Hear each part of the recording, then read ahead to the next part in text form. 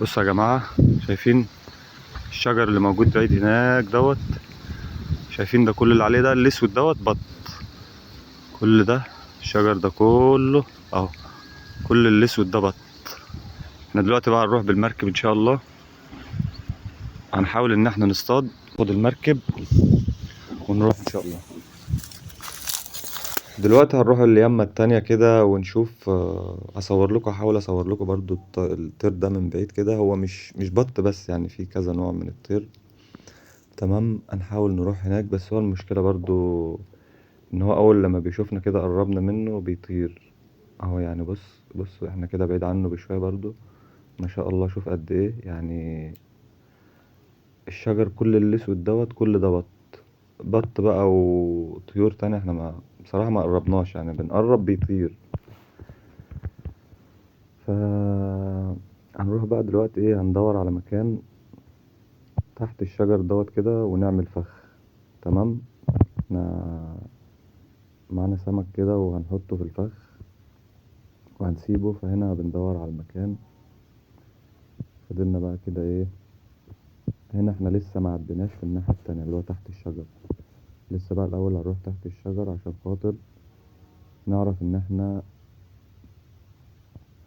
نعمل الفخ بتاعنا في مكان كده يكون كويس. هنحاول هنا نعدي ما بين الشجر نروح اليمة التانية، بس ربنا يسترها بس وما يكونش في حاجة، عشان خاطر ايه، المية خست شوية. ف هنروح بقى اليمة التانية وهنشوف بقى. هو هنقرب كده من الطير ونحاول نشوف يعني أقرب شوية.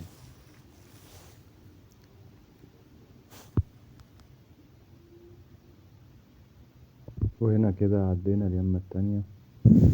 كده احنا كده بصوا يا جماعة، شايفين اهو البط اهو فوق خالص مستخبي خايف مننا، بس هنجيبه برضه. طبعا هنا طلعت فوق الشجرة عشان أنقذ النوم.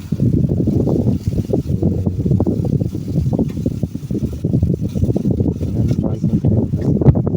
وبعد كده انا حاولت اصور الفخ بصراحة بس معرفتش، يعني التليفون كان هيقع مني وبتاع، فقلت لا، يعني المكان كله تحت منك مية فما مش هينفع.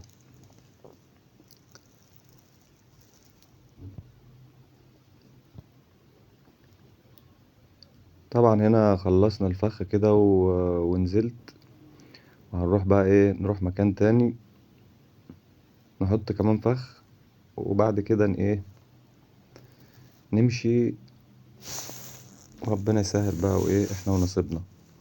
احنا على فكرة يا جماعة، يعني احنا بنصطاد كده يعني ايه، يعني بطريقة يعني مش بمزاجنا كده، انت فاهم يعني ازاي؟ يعني مش بنعمل مثلا، مش معانا مثلا احنا بنصطاد سمك بنروح نقعد سمك، فبنشوف الطير ده موجود نحاول نصطاده بقى بأي حاجة وخلاص. فبنحط له مثلا زي سمك كده، هو بينزل بيتلعبك في الخيط. بنروح بقى احنا بالليل ولا كده بنمسكه بقى ونجيبه ومش عارف ايه. في حاجات ما بنعرفش نصورها عشان خاطر بتبقى يعني شايف المكان عامل ازاي، فالتليفون يقع بتاع مش عارف ايه، انت تقع. يعني بص بقى هنا، بعد ما نصبنا الفخ في المكان دوت تحت الشجر ده كده. بص بقى الطير هنا، في طير اهو بيحاول يطير وفي طير بيرجع تاني في نفس المكان. هنروح بقى مكان جنبه كده. تمام، احنا كده رايحين على المكان ده برضو. هنروح هنا برضو تحت الشجرة ديت، تحت الشجر دوت نحط ايه كمان فخ. وبعد ما نخلصه بقى نمشي ان شاء الله، نبقى نرجع بالليل. نروح بس نشوف مكان كده، ندور في مكان كويس، مكان يكون فيه عفش كتير وكده، البوص والغاب الكتير دوت افضل حاجة. هروح كده هناك.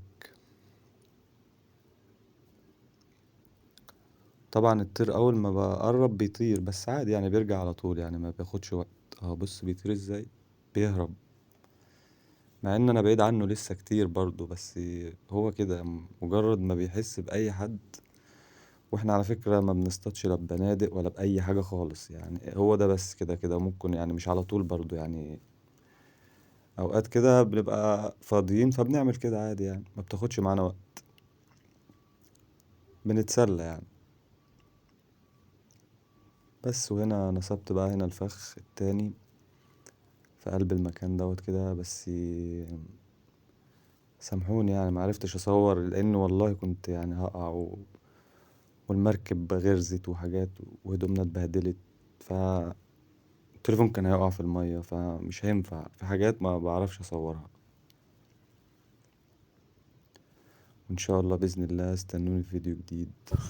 بما انك وصلت لاخر الفيديو بس حاجة متنساش مظبوطة ما تصلي شاء على الله، النبي. مش كمية مع دي. السلامة.